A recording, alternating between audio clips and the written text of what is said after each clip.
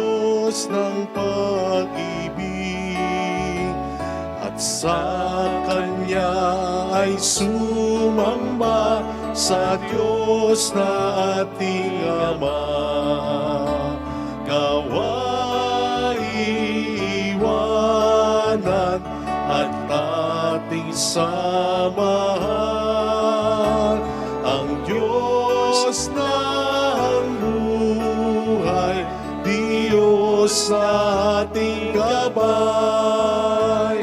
Halina't magsilapit sa Diyos ng pag-ibig, at sa Kanya ay sumamba sa Diyos na ating Ama.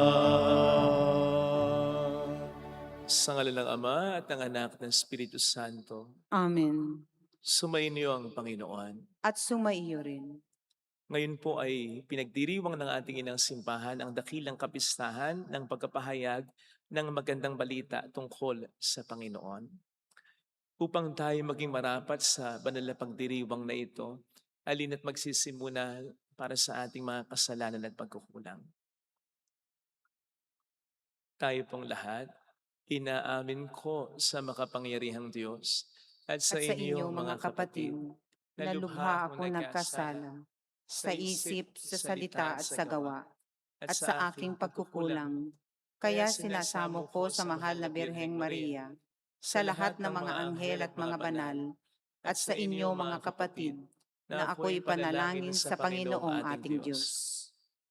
Kaawaan tayo na mapagmahal na Diyos, patawarin sa ating mga sala, at patnubayan hanggang sa buhay na walang hanggan. Amen. Panginoon, kaawaan mo kami. Panginoon, kaawaan mo kami. Kristo, kaawaan mo kami. Kristo, kaawaan mo kami. Panginoon, kaawaan mo kami. Panginoon, kaawaan mo kami.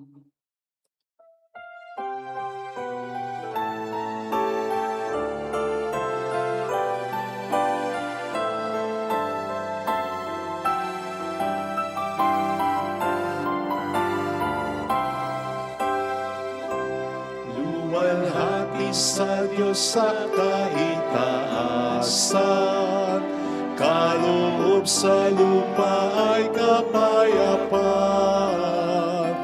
Pinupuri ka't ipinagdarangal, sinasamba ka dahil sa dakila mong kalwalhatian. Panginoon naming Diyos sa inang langit, Amang makapangyarihan, Panginoong Jesucristo, buktong na anak ng Diyos, Kordero ng Ama. Ikaw na nag-aalis sa mga kasalanan ng sanlibutan. Tanggapin mo ang aming kahilingan, ikaw na nalulutlog sa kanan ng Ama. Maawa ka sa amin, ikaw lamang ang banal, Panginoong Jesucristo, kasama ng Espiritu, salwalhati ng Ama. Amen, amen, amen, amen.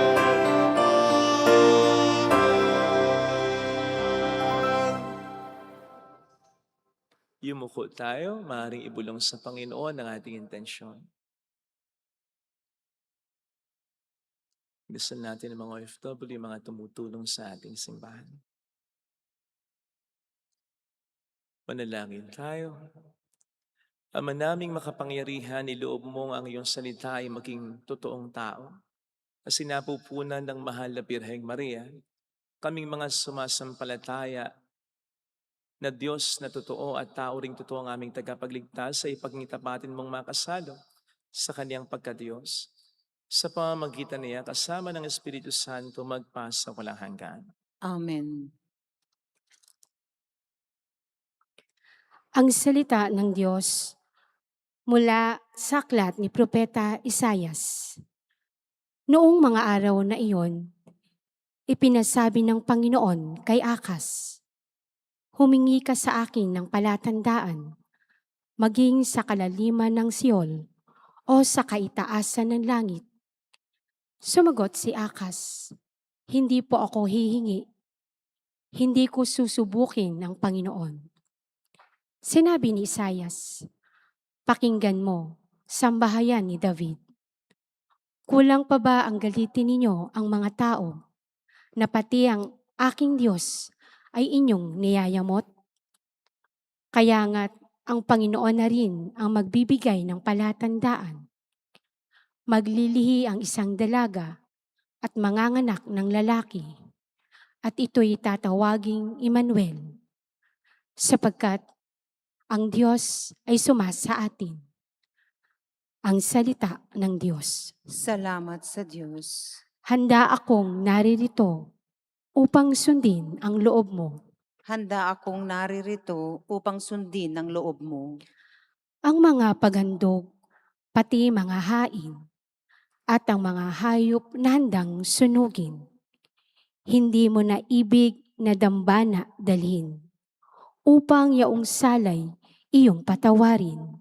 Sa halip, ang iyong kaloob sa akin ay ang pandinig ko upang ikay dinggin. Handa akong naririto upang sundin ang loob mo. Kaya ang tugon ko, ako'y naririto. Nasa kautusan ang mga turo mo. Ang nais kong sundi, iyong kalooban. Aking itatago sa puso ang aral. Handa akong naririto upang sundin ang loob mo. Ang pagliligtas mo'y aking inihayag. Saan man magtipon ang iyong mga anak. Di ako titigil ng pagpapahayag. Handa akong naririto upang sundin ang loob mo. Ang pagliligtas mo'y ipinagsasabi. Di ko inilihim sa aking sarili. Pati pagtulong mo't pag-ibig na tapat sa mga lingkod mo'y isinisiwalat. Handa akong naririto upang sundin ang loob mo.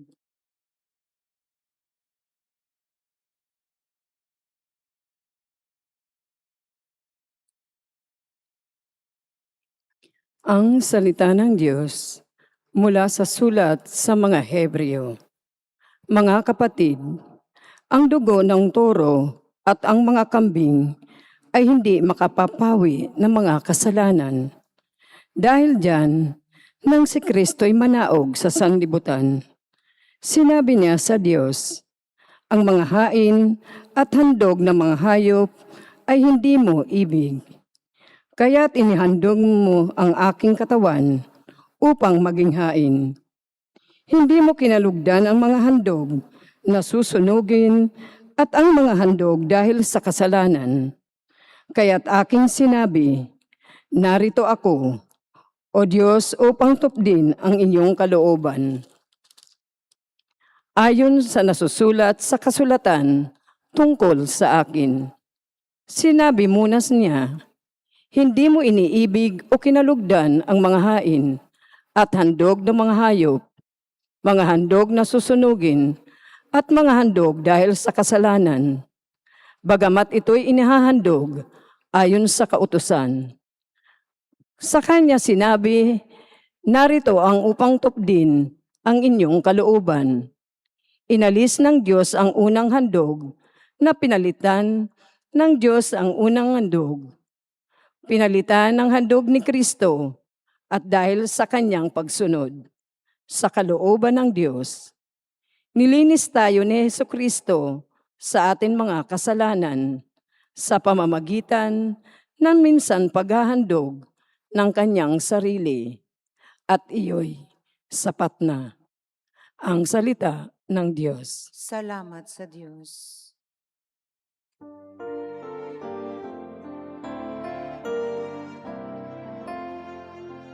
Di ba't sadyang may kapwang sarili, napatayin ng pagsisilbi, at mamangha ligaya'y dadalisay, pag sa kapwa buhay mo ay naalay. Bawat galing gamitin sa paglingap, laging damhin kung may naghihirap. At tandaan, ganyang pagmamahalan, unang-unang atas ng kabanalan. Sumainyo ang Panginoon. At sumaiyo rin. Ang mabuting balita ng Panginoon ayon kay San Lucas. Papuri sa iyo, Panginoon. Noong panahong iyon, ang Anghel Gabriel ay sinugo ng Diyos sa Nazareth, Galilea, sa isang dalaga na ang pangalay Maria. Siya ay nakatakdang ikasal kay Jose, isang lalaki buhat sa lipi ni Haring David. Paglapit ng anghel sa kinaroroonan ng dalaga, binati niya ito, "Matuwa ka, ikaw ay kalugod-lugod sa Diyos," wika niya. "Sumasayo ang Panginoon." Nagulumihanan si Maria sa gayong pangungusap at inisip niyang mabuti kung ano ang kahulugan niyon. At sinabi sa kanya ng anghel, "Huwag kang matakot, Maria, sapagkat kinalulugdan ka ng Diyos. Makinig ka, ikaw ay maglilihi at manganganak ng isang lalaki, at siya'y tatawagin mong Jesus.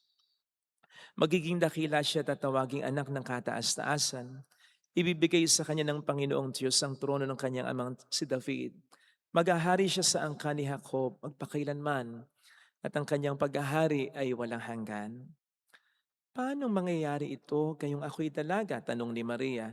Sumagot ang anghel, "Bababa sa iyo ang Espiritu Santo at lililiman ka ng kapangyarihan ng kataas-taasan. Kaya't banal ang ipapanganak mo at tatawaging anak ng Diyos.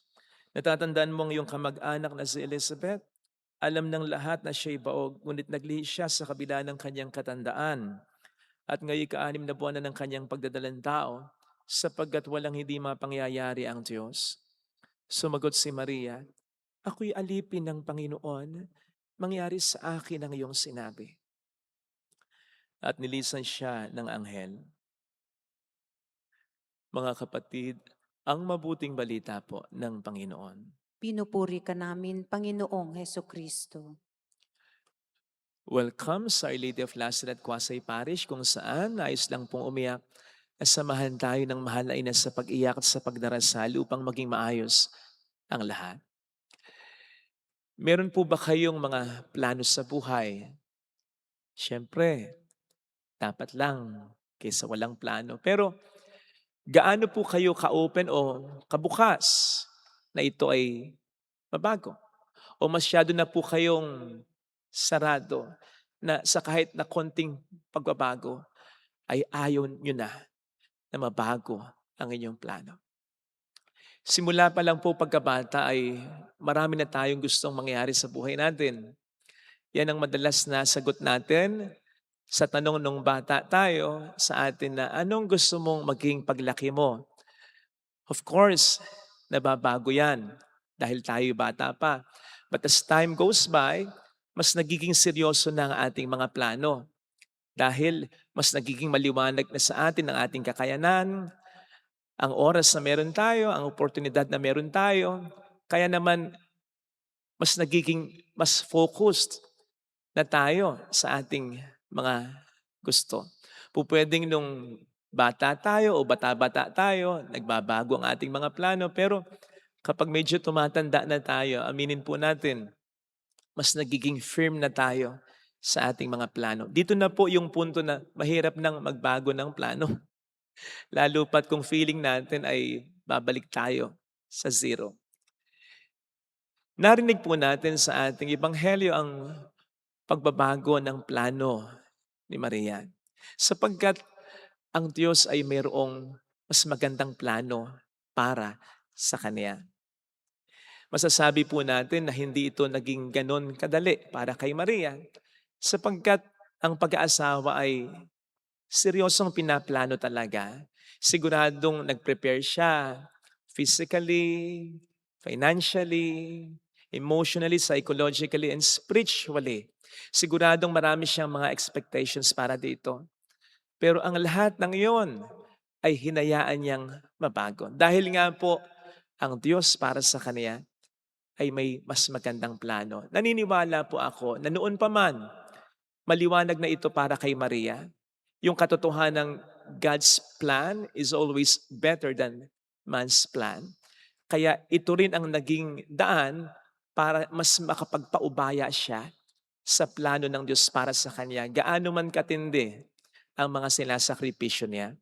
Sabi nga po sa amin dati ng aming professor, hinggil sa naging tugon ni Maria sa anghel ng Panginoon, ako'y alipin ng Panginoon, mangyari sa akin ang iyong sinabi. Huwag daw naming isipin na reluctant dito si Maria. Huwag daw po naming isipin na passively accepting lamang dito si Maria na para bang, ganun ba? Kung ganun, wala namang magagawa. Eh di sige na. Hindi daw po ganun. Ang naging reaksyon daw po dito ni Maria ay wholehearted talaga. Ang naging reaksyon daw po dito ni Maria ay masaya talaga. Kahit na medyo natatakot siya. Kahit na sabihin na nating may mga pinanghihinayangan siya. Ang naging reaksyon daw dito ni Maria ay para bang, talaga? Sige, sige kung gayon. Dahil alam ko na mas maganda sa plano ko ang plano para sa akin, para sa atin ng Panginoon. She accepted it wholeheartedly, wrapping the plan of God in her arms and holding, embracing it, squeezing it tight.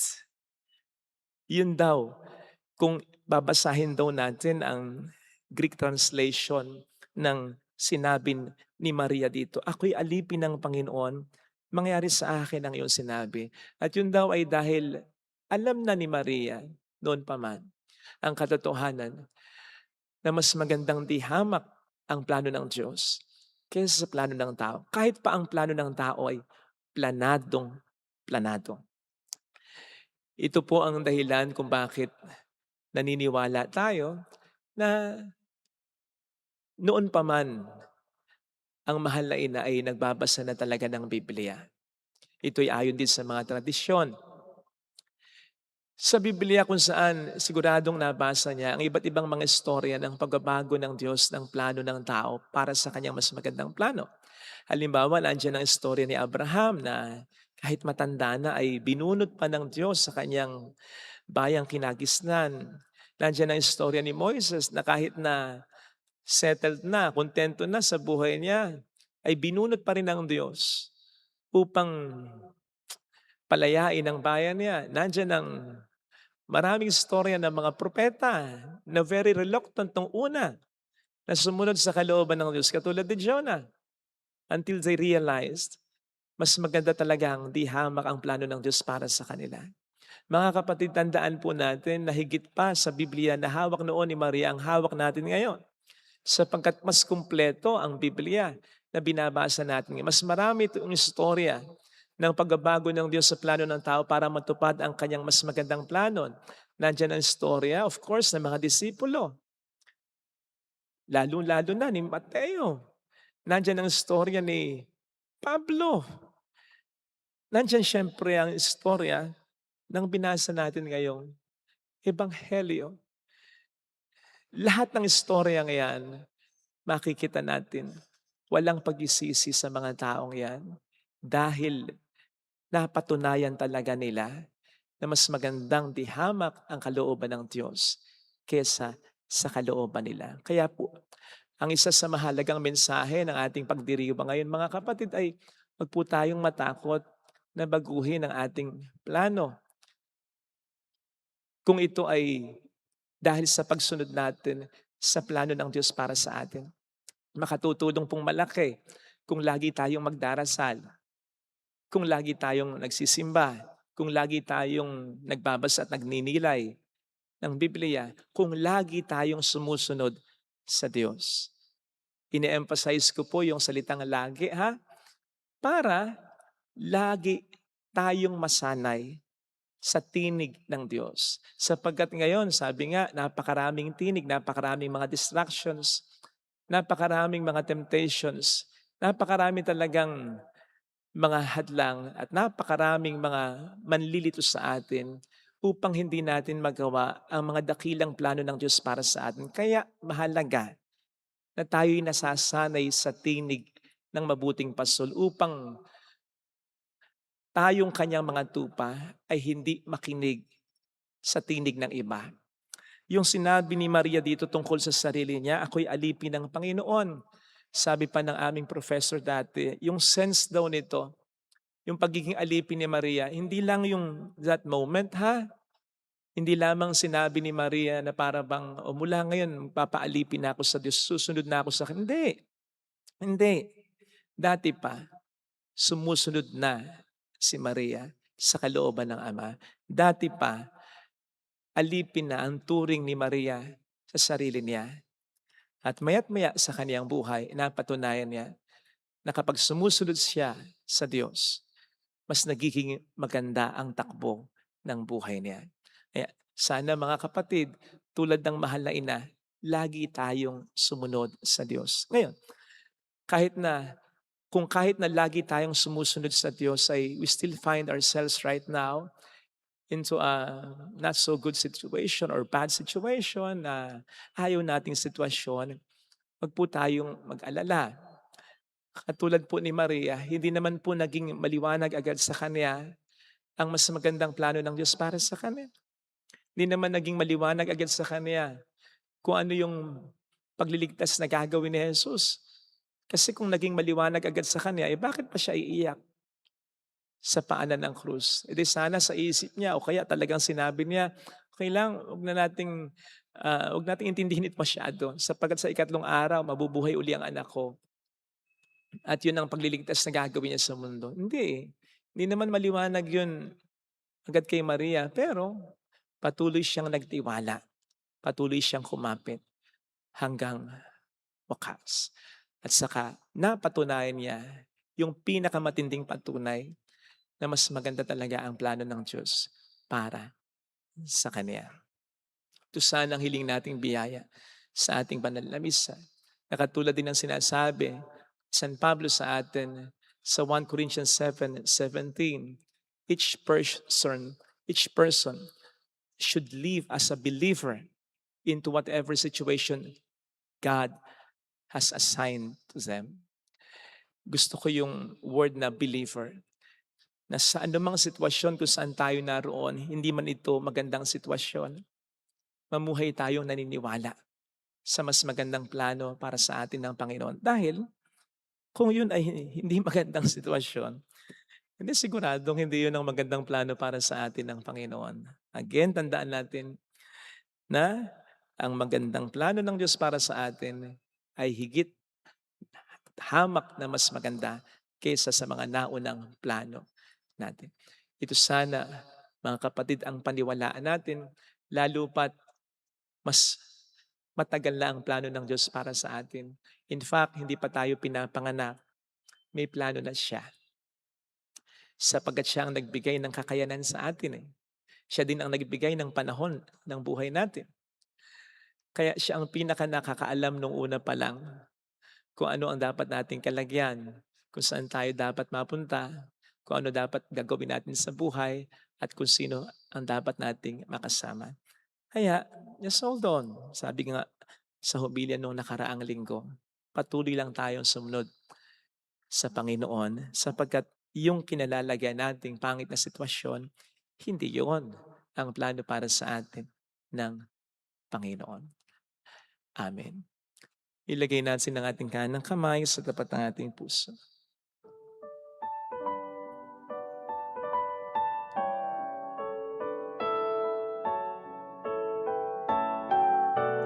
Awitin natin.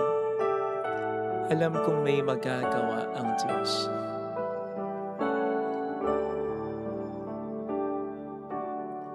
Alam kong may magagawa Ang Diyos. ang Diyos. Makapangyarihan siya. Alam kong may magagawa ang Diyos. Alam kong may magagawa Walang imposible ang sa Diyos. kung ako'y magtatapat, Kung ako'y magtatapat sa Kaniya'y maglilingkod. Sa Kanya'y maglilingkod. Alam kong may magagawa ang Alam Diyos. kong may magagawa ang Diyos. Alam kong di rin ng Diyos ang samo ko. Alam kong di sapagkat anak niya ako. ng Diyos ang samo ko. Alam kong diringgin ng Diyos ang samo ko, Alam kong diringgin ng Diyos sapagkat mahal ang niya. samo ko. Kung ako'y magtatapat, Kung ako'y magtatapat, sa Kanya'y maglilingkod. sa Kanya'y maglilingkod. Alam kong diringgin ng Diyos ang samo. Kung diringgin ng Diyos Pumikit tayo. ang samo ko. Panginoon, maraming salamat sapagkat may plano ka para sa akin. Hindi mo ko basta nilikha at bahala na ako sa buhay ko. May plano ka dahil mahal mo ako. And your ultimate plan, syempre, ay makasama mo ako ng lubusan sa kalangitan. Tulungan mo po ako, Panginoon, na tahakin ang tamang landas. Maligaw man po ako, madistract man po ako, tulungan mo po akong makabalik dito. Panginoon, pinagkakatiwala ko sa iyo ang buhay ko. Patatagin mo pa ang pananampalataya ko na mayroong magandang mangyayari sa iyo at sa akin. Kung lalapit ka kay Jesus, kung kakapit ka kay Jesus, kung maniniwala ka sa Kanya, kung patuloy kang susunod sa Kanya, mayroong magandang mangyayari sa iyo.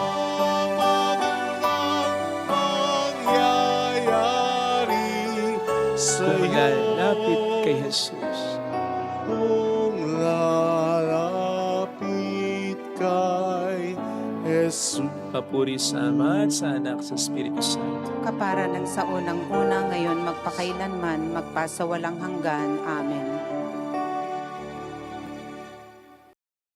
Ipahayag po natin ang ating pananampalataya. Sumasampalataya ako sa Diyos Amang makapangyarihan sa lahat, na may gawa ng langit at lupa. Sumasampalataya naman ako kay Jesucristo, iisang anak ng Diyos, Panginoon nating lahat. Nagkatawang tao siya, lalang ng Espiritu Santo. Magsiluhod po tayo. At pagnilayan, pasalamatan natin ang pagkakatawang tao para sa atin ng ating Panginoong Jesucristo.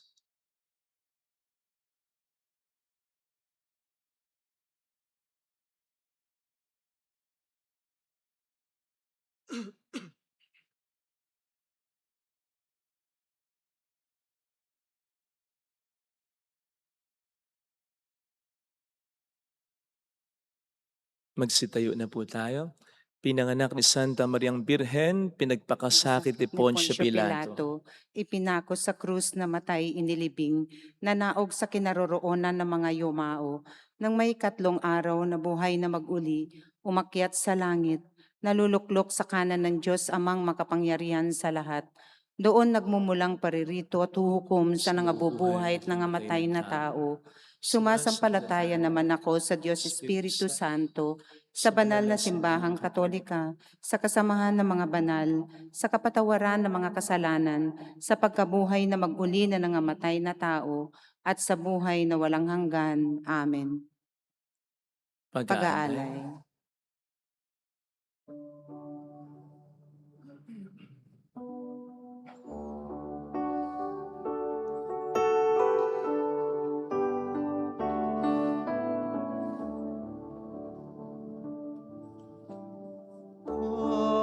Panginoon, Panginoon, naririto akong inyong abang lingkod. Panginoon,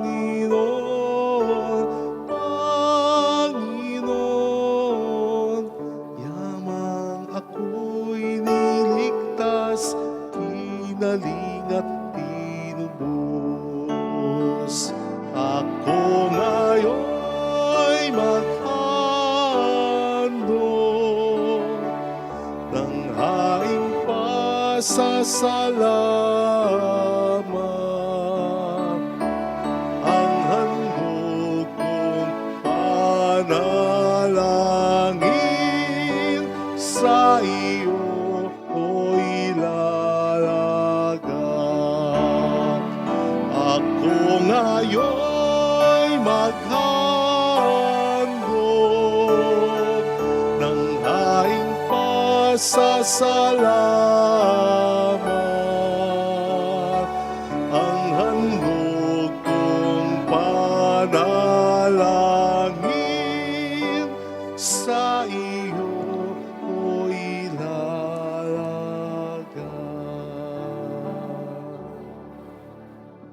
Manalangin tayo, pang ating handog ay maging kalugod-lugod sa Diyos Amang makapangyarihan. Tanggapin nawa ng Panginoon itong paghahain sa iyong mga kamay, sa kapurihan niya at karangalan, sa ating kapakinabangan at sa buong sambayanan niyang banal. Ama naming lumikha, marapatin mong tanggapin ang paghahain ito ng iyong sambayanan upang ang kinikilalang pagsisimula ng pag-iral nito, noon pa mang ang iyong anak ay magkatawang tao, ay siyang ikagalak sa pagdiriwang nito ngayong dakilang kapistahan sa pamamagitan ni Jesucristo, kasama ng Espiritu Santo magpas sa walang hanggan. Amen. Sumainyo ang Panginoon. At sumaiyo rin. Itaas sa Diyos ang inyong puso at diwa. Tinaasan namin sa Panginoon. Pasalamatan ng Panginoong ating Diyos. Marapat na siya ay pasalamatan. Ama naming makapangyarihan, tunay ngang marapat na ikaw ay pasalamatan sa pamamagitan ni Jesucristo na aming Panginoon. Siya'y naging hindi naiba sa amin nung lukuban ng Espiritu Santo ang mahal na birheng nanalig sa pagkabalita ng anghel. Siya'y dinala sa sinapupunan ng maibiging inang si Maria, kaya't natupad ang iyong pangako sa sambayanan mong unang hinirang at naganap ang higit pa sa inaasam ng lahat ng mga bansa ng sangkatauhan.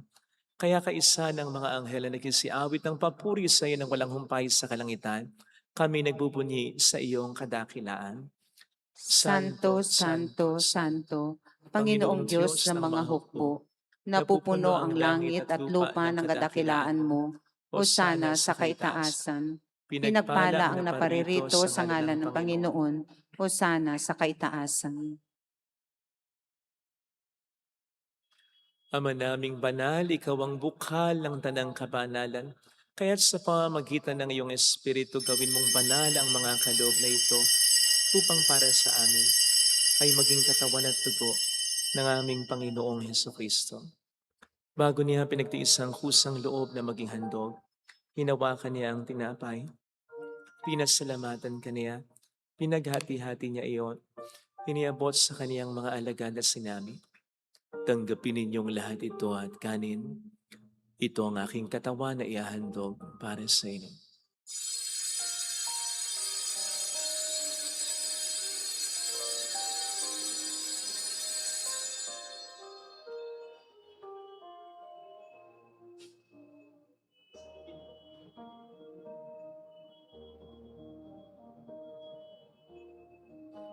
Gayun din naman ang matapos ang hapunan, ninawakan niya ang kalis. Muli kaniyang pinasalamatan, niabot niya ang kalis sa kaniyang mga alagad at sinabi, "Tanggapin ninyong lahat ito at inumin. Ito ang kalis ng aking dugo ng bago at walang hanggang tipan. Ang aking dugo na ibubuhos para sa inyo at para sa lahat. Sa ikapagkapatawad ng mga kasalanan, gawin niyo ito sa pag-alala sa akin."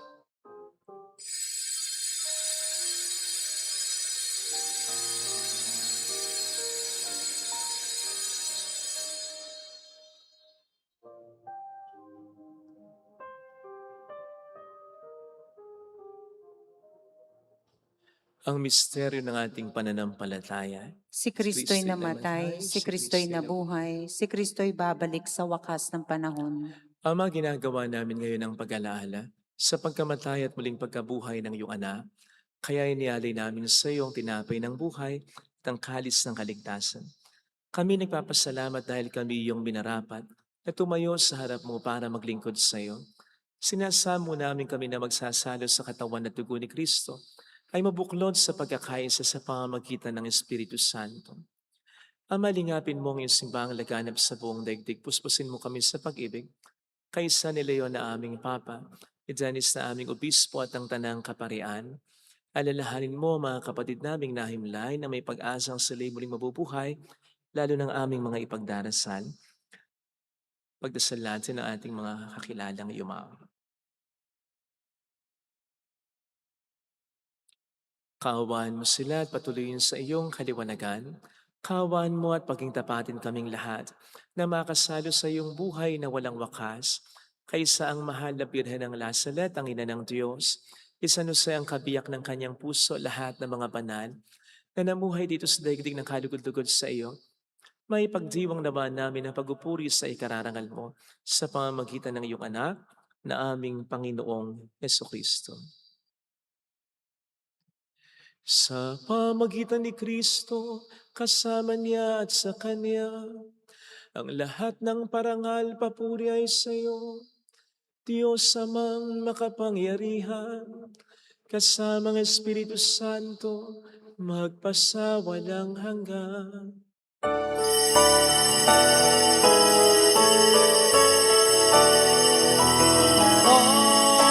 Amen, amen.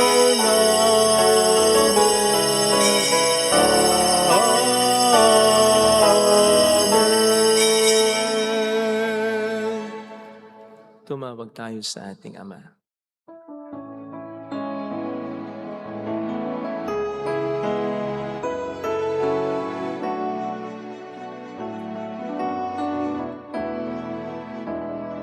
Ama namin, sumasalangit ka, sambahin ang ngalan mo, mapasa amin ang kaharian mo, sundin ang loob mo dito sa lupa para nang sa langit. Bigyan mo kami ngayon ng aming kakanin sa araw,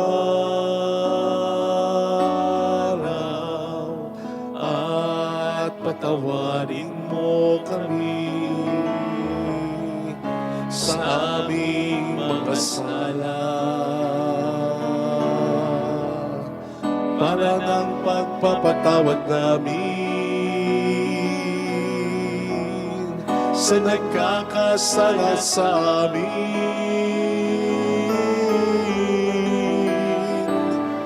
At huwag mo kami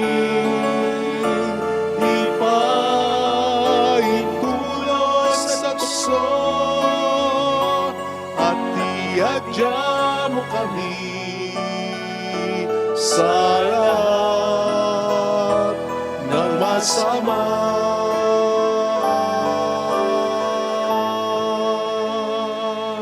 Niling namin kami adya sa lahat ng masama, pagkalooban ng kapayapaan na araw-araw iligtas sa kasalanan, samantalang aming pinaghahandaan ang dakilang araw ng pagpapahayag ng tagapagligtas naming sa Heso Kristo. Sapagkat iyo ang kaharian, ang kapangyarihan at ang kapurihan magpakailanman. Amen. Panginoong Heso Kristo, sinabi mo noon, sinasabi mo rin sa amin ngayon, kapayapaan ang iniiwan ko sa inyo, aking kapayapaan ang ibinibigay ko. Tunghayin mo ng aming pananampalataya, huwag ang aming pagkakasala. Pagkalooban mo kami ng kapayapaan at pagkakaisayan sa iyong kalooban, kasama ang Espiritu Santo magpasa walang hanggan. Amen. Ang kapayapaan ng Panginoon ay sumainyo nawang lahat. At sumaiyo rin. Magbigayan tayo ng kapayapaan sa isa't isa. Kapayapaan po. Peace be with you. Kordero ng Diyos na nag-aalis ng mga kasalanan ng sanlibutan, maawa ka sa amin. Kordero ng Diyos na nag-aalis ng mga kasalanan ng sanlibutan, maawa ka sa amin. Kordero ng Diyos na nag-aalis ng mga kasalanan ng sanlibutan, ipagkaloob mo sa amin ang kapayapaan.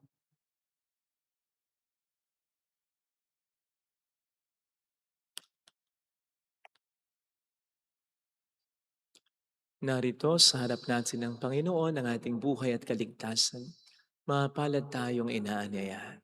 Panginoon, hindi ako karapat-dapat na magpatuloy sa iyo, ngunit sa isang salita mo lamang ay gagaling na ako.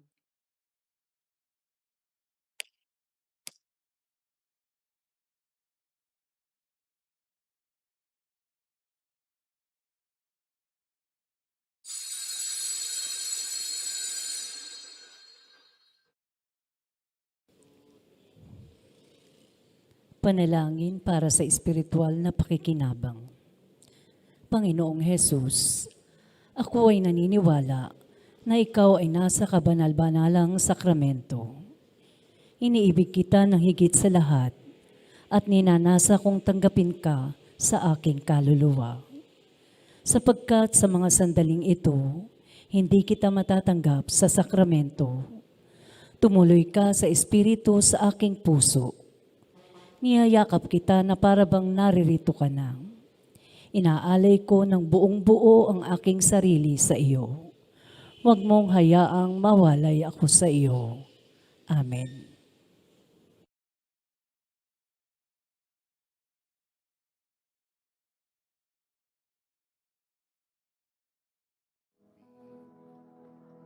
Inaasam na tuwi na nasa iyong piling. Sa araw-araw na sulong ko sa buhay. Ikaw lang ang saksi, nag-iisang bantay. Dayuin man ako ng lungkot at hirap. Tanggulan ko lagit, ling at putyaka. Salamat Maria sa iyong pagpisan. Sa bawat hapis, luwalhati at tuwa namin. Salamat sa pag-ibig at sa bawat dalangin. Salamat sa iyo, sa mga pagdamay mo. Kami patuloy na nagmamahal sa iyo.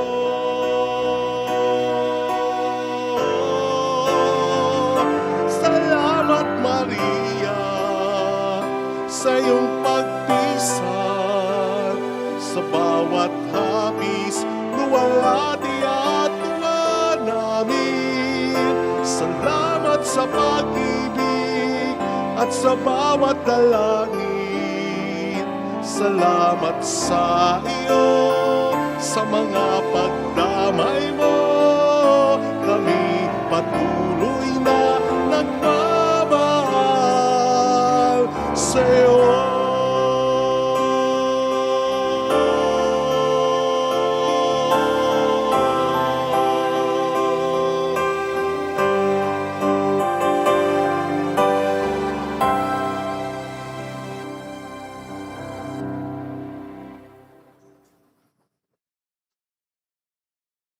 Manalangin tayo.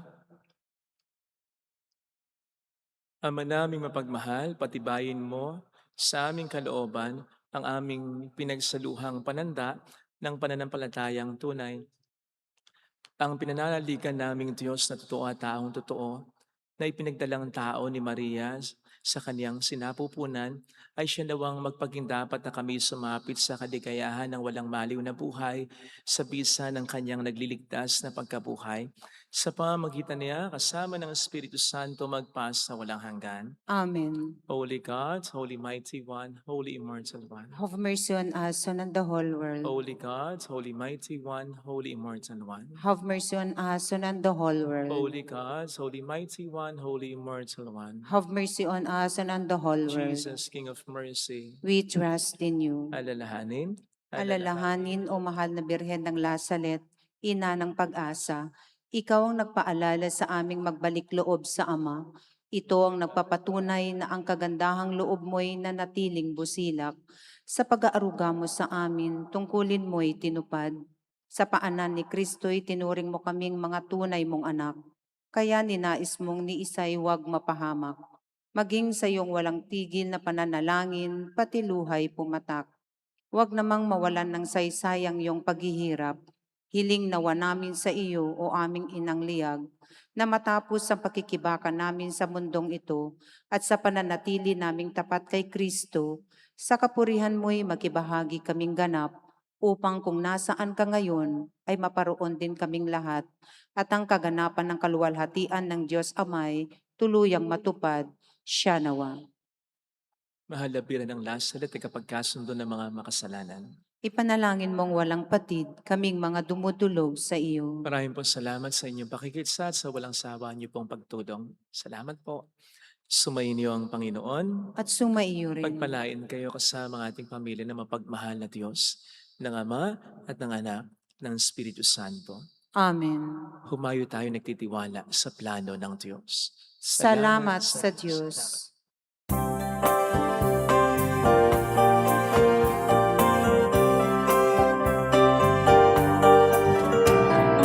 Aming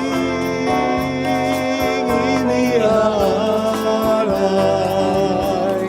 ang pag-ibig na walang kapantay.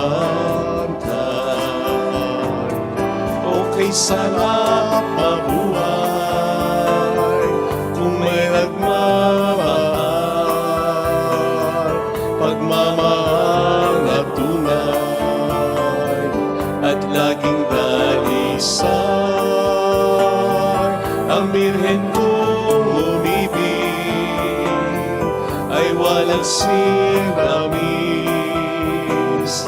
pagsindang sa kalinis, sa'yo hanggang langit. O Birhen, Birheng mahal, sa amin at sa dasal, aming iniaalay ang pag-ibig